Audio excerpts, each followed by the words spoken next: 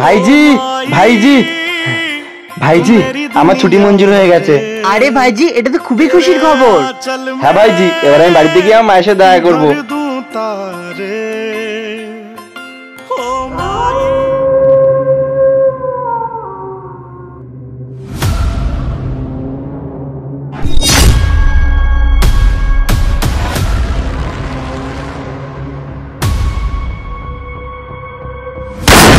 ভাইজি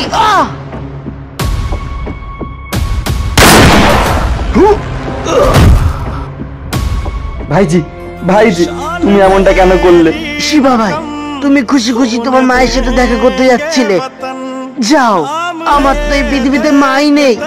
তুমি গিয়ে তোমার মায়ের সাথে দেখা করো, আমি উপরে গিয়ে আমার মায়ের সাথে দেখা করে নেব। জয়।